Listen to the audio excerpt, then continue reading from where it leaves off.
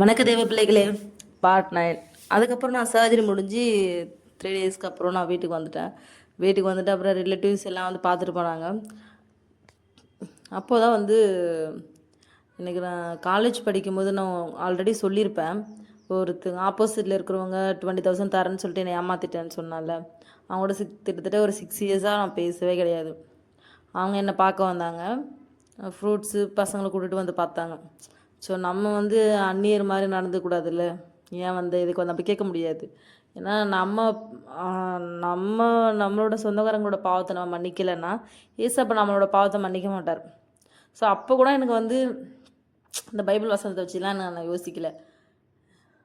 வீட்டுக்கு வந்திருக்குறாங்க, அவங்க மதிக்கணும் அப்படின்றதுக்காக ஏசப்பாவுக்கு பயந்துட்டு தான் நான் அவங்க வீட்டுக்கு வந்தப்போ நான் வானை கூப்பிட்டேன், டீ போட்டு கொடுத்தேன். அக்கா இருந்தாங்க, அக்கா போட்டு கொடுத்தாங்க. நான் உட்காந்துதான் விசாரிச்சுட்டு கிளம்பிட்டாங்க. அதுக்கப்புறம் அவங்க கொஞ்சம் கொஞ்சமாக என்கிட்ட பேச ஆரம்பிக்கிறாங்க, நல்லா தெரியுது. ஸோ நான் எவ்வளோ அவாய்ட் பண்ணேன், அப்புறம் என்னால் பண்ண முடியும். நானும் அதுக்கப்புறம் என்ன அப்படின்ற மாதிரி இப்போ வரைக்கும் பேசிகிட்டு தான் இருக்கேன். இதை ஏன் நான் சொல்கிறேன்னா, கிட்டத்தட்ட ஒரு 6 வருஷம் வரைக்கும் நான் அவங்கள்ட்ட பேசவே கிடையாது. ஏன்னா அவங்க என்னை ரொம்ப நேமை வந்து ரொம்ப டேமேஜ் பண்ணாங்க. எங்கள் ஊரில் என் பேர் அவ்வளோ டேமேஜ் பண்ணாங்க. அது எல்லாமே எனக்கு தெரிஞ்சும் நான் அப்படி பண்ணேன். ஆனால் என்னோடய சின்ன தங்கச்சியால் இப்போ வரைக்கும் அவங்கள ஏற்றுக்கவே முடியல. ஏன்னா நான் ஒர்க் பண்ணிட்டு சென்னையில் இருந்தப்போ என்னை பற்றி பேசுனதால என் தங்கச்சி காலம் வாங்கினதுனால அவளால் அதை மன்னிக்க முடியல. இப்போது நான் அவங்கக்கிட்ட பேசுகிறேன், அதனால் அவளுக்கு என் மேலே ஒரு சின்ன வருத்தம் இருக்குது. உன்னால நான் பேசலை, உனக்காக நான் பேசலை, இப்போ நீங்கள் எல்லாம் ஒன்றா சேர்ந்துட்டீங்க அப்படின்ற மாதிரி சொல்கிறேன். நான் இதுக்கப்புறம் என்னன்னா சர்ஜரி முடிஞ்சிருச்சு. இப்போ லாஸ்ட் இயர் 2025 March 10 சர்ஜரி முடிஞ்சிச்சு. இப்போது அதே தான், இப்போ ஒரு வருஷம் வந்துருச்சு. எப்போ நான் மறுபடியும் ஏசப்பாக்குள்ளே நான் போனேன் அப்படின்னு பார்த்தீங்கன்னா, நான் வந்து அதே 2025 டிசம்பர் 24 டிசம்பரில் நான் வந்து ஜாம் பண்ண ஆரம்பித்தேன். அப்போ தான் நான் மறுபடியும் ஏசப்பாக்குள்ளே கொஞ்சம் ரொம்ப இன்டீரியராக உள்ளே போக ஆரம்பித்தேன். அப்போலேருந்து நான் ஜெபம் பண்ணிகிட்டு இருக்கிற அப்போ தான் எனக்கு வந்து இந்த சர்ஜரி விஷயம் இது எல்லாமே எனக்கு ஒன்று ஒன்றா வெளியில் வர ஆரம்பிச்சிது. நான் ஒன்று முடிச்சுட்டு இருந்தோம். அப்போ நான் இன்னும் ரொம்ப அதிகமாக ஜெபம் பண்ண ஆரம்பிச்சிட்டேன். அப்போ அந்த ஆப்ரேஷன் பண்ணிவிட்டு என்ன பண்ணிட்டாங்க, நான் வந்து தூங்கவே மாட்டேன் பகலில்.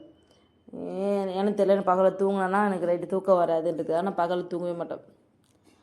அப்போ தான் வந்து சர்ஜரி முடிச்சுட்டு எனக்கு என்ன பண்ணுறது, என்னை எந்த வேலையும் செய்ய விட மாட்டாங்க. சர்ஜரி பண்ணுறதெல்லாம் படுத்தே இருக்குன்னு சொல்லுவாங்க. நான் அவ்வளோ வேலை செய்கிறவ, என்னை படுத்தே இருன்னு சொல்லுவாங்க. அப்படியே சாப்பிட்டு வேறு என்ன பண்ண முடியும், சாப்பிட்டு தூங்கி எப்படியே ஒரு மாதம் கூட ஒரு 20 days தான் கண்டினியூ பண்ணேன். அப்படியே அது பழகிடுச்சு. அப்புறம் ஒரு 22 நாளுக்கு அப்புறம் எங்கள் ஹஸ்பண்டோட தங்கச்சி பையனுக்கு வந்து காது குத்தி பிறந்த நாள் நெக்ஸ்ட் டே காது குத்தி வச்சுக்கிட்டாங்க.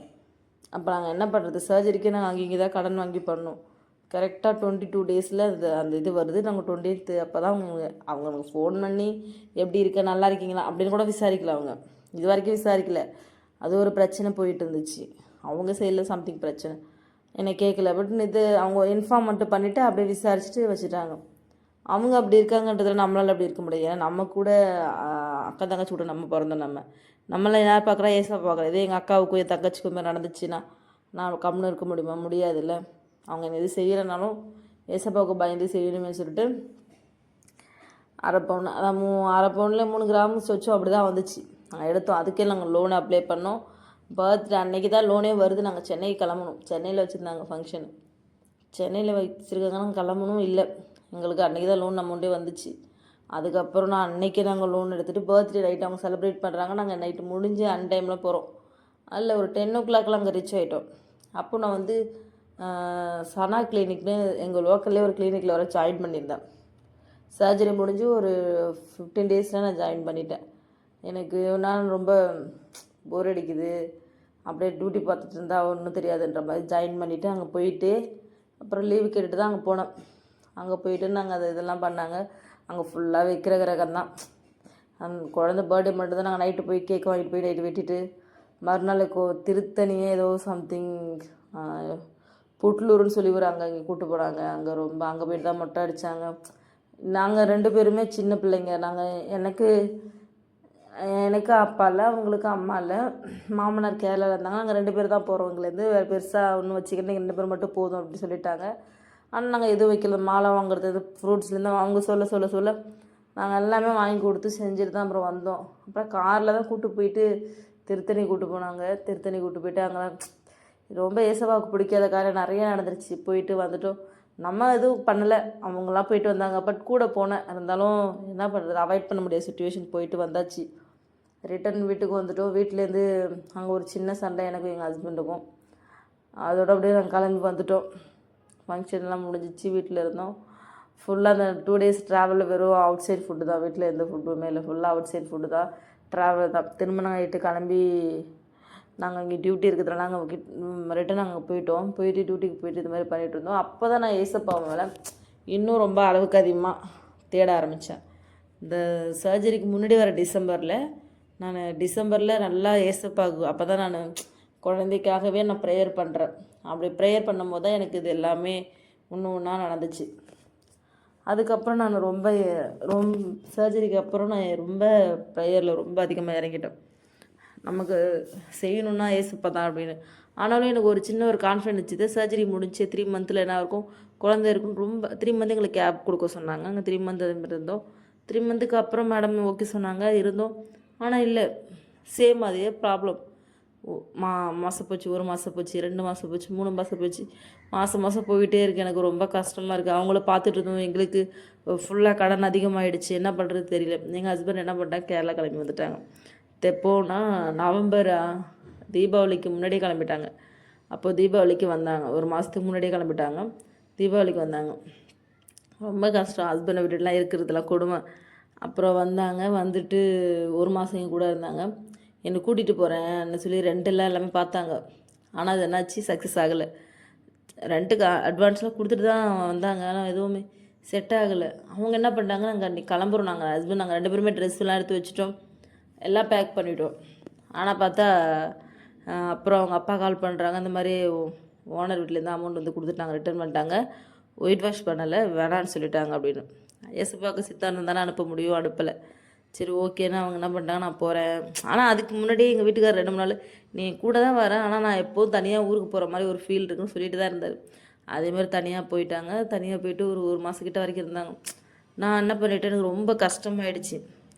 அன்றைக்கி ஏசப்பாவை பார்த்துலாம் ப்ரேயர், நான் ஏசப்பா கிட்ட தனியாக ப்ரேயர் பண்ணுறதுக்கு ஒரு இடம் வச்சுருப்பேன்.